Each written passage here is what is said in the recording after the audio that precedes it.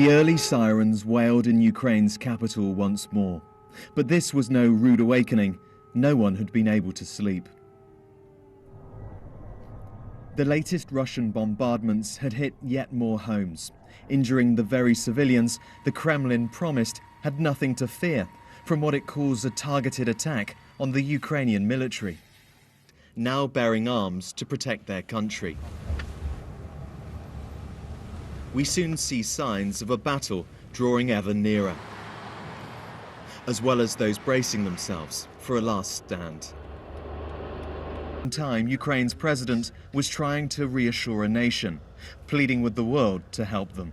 For the second day, our cities experience rocket and bomb strikes, masses of tanks, as well as airstrikes, which are similar to those which Europe has already seen during the Second World War, and about which it said, never again. But this is now how it is. It happens again.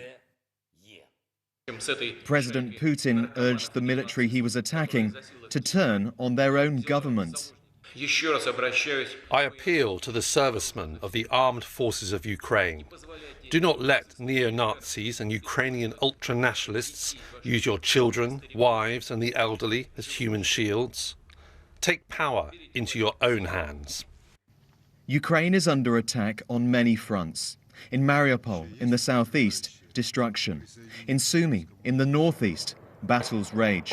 And here in the capital, in circumstances still unclear, horror as a tank drives over a car. Incredibly, the driver survived. And this is a pivotal battleground, an airport northwest of Kyiv. Its fate could be vital to that of the whole country. Tonight, there is overwhelming support for the men and women being asked to save their country. But there's also a deep fear the effort will not be enough. Nick Beak, BBC News, Kyiv. Be under no doubt, this European capital is fast turning into a battlefield. There are troops on street corners and under bridges. Armoured vehicles constantly crisscross the city, bolstering positions, waiting for the enemy. The Ukrainian military are fighting, but they will struggle to hold on. Tanks, APCs and trucks manoeuvre beneath the road arches.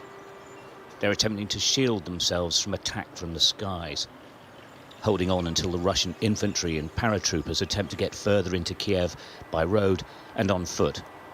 Well, that's the expectation anyway.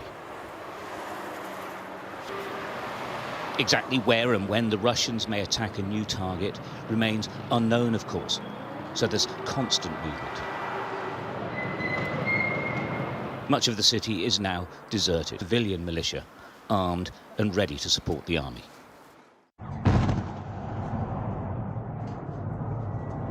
Huge explosions woke everyone in Kiev as the Russian mission continues. Fiery debris falling onto residential buildings below. This is life in Kiev now, the country's president making exactly that point. When bombs fall on Kiev, it happens in Europe, not just in Ukraine. When missiles kill our people, it is the death of Europeans. I demand greater security for Europe, greater protection for Ukraine as part of a democratic world.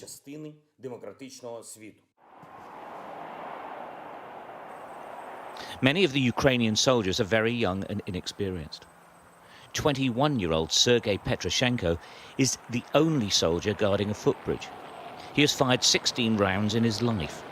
Now he waits for the Russians. His home village has already fallen. There are a Russian base in my village.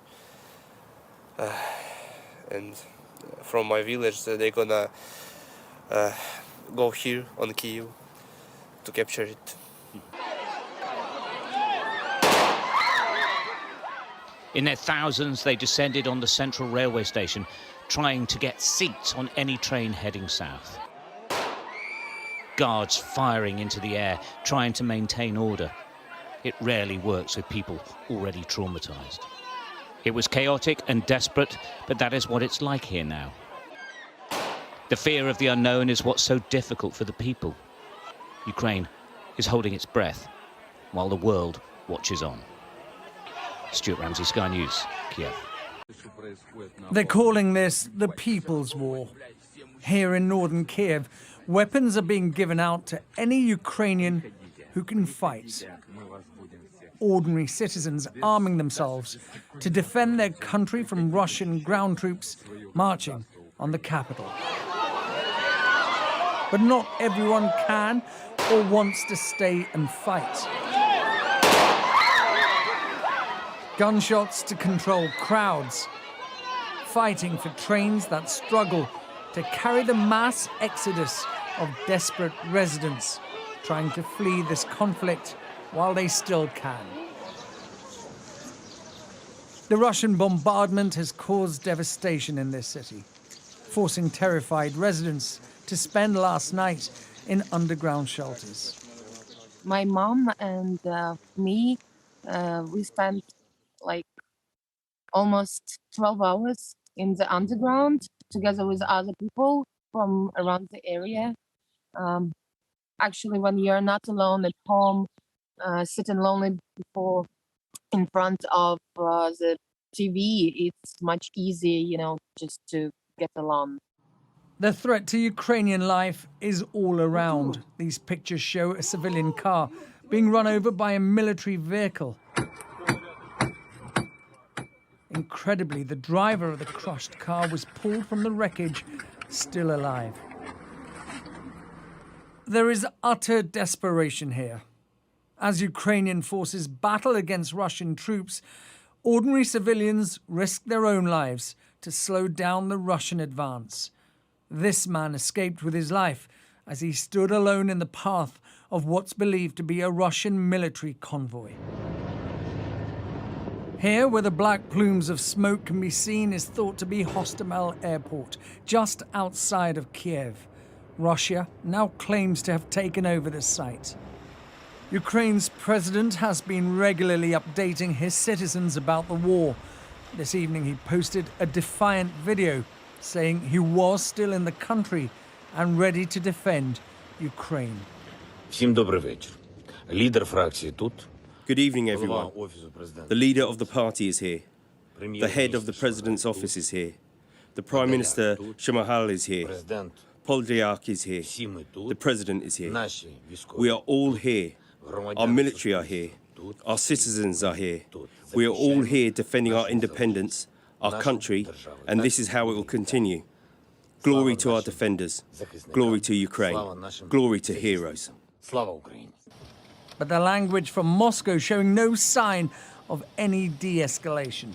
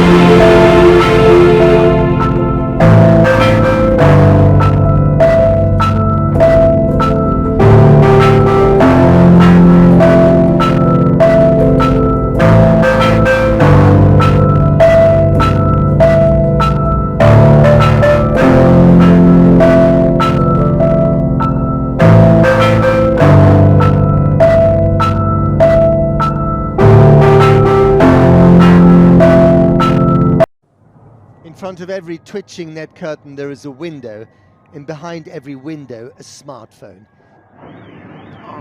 In an invasion in which little escapes the invaded.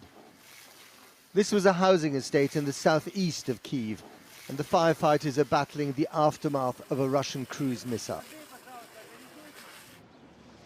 No one really knows why the Russians targeted Tower Block 7 on Pashti Street. It may have been a stray, and miraculously no one was killed. But this morning the survivors were less interested in the how and more in the why us. Что они створили, что они сделали с нашим домом? No one had the answer. Not the old lady on the 4th floor, oblivious to the fact that her balcony was on the verge of collapse. Not the woman next door on the 7th floor, busy shoveling glass out of her living room. All of them wondering what the point of the clear-up is when this is just day 2 of an invasion that could last weeks, while holding their capital city and their president to political ransom. Are you scared? Yeah. You're going to stay here or leave? Yeah. You're going to stay here? I live here, but I can't stay here now. Right. Where will you go? I don't know. Ми живі, більше нам нічого не треба. І щоб нас більше не стріляли. Дякую. А ви були повносправні? All of them conscious that their lives are suddenly as random as this piece of debris floating towards the missile crater. Thanks to a man who's accused Ukraine of being a nation of neo-Nazis and is waging war to make the point of a lie. Forgettable image today in this scene, also filmed from many disbelieving windows. A tank skidded, running over an innocent car.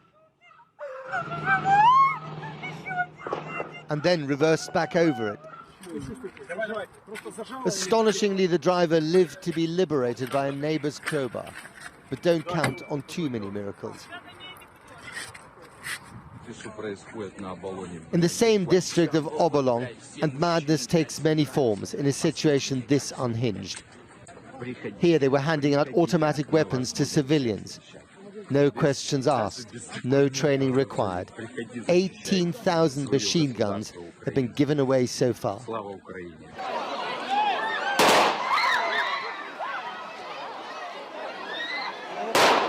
Perhaps the giveaway guns explain the chaos at the central train station. But notice how no one is running away. The need to keep their place on the platform trumps the fear of getting shot. The throng is only heading in one direction, west, away from Russia towards Poland. One Ukrainian who is staying put is President Zelensky and his band of government brothers. He lists them one by one in his favorite selfie format before the obligatory battle cry, "Glory to Ukraine." Slava Ukraine. 22, as they wish the new commuters to the front line a good day at the office.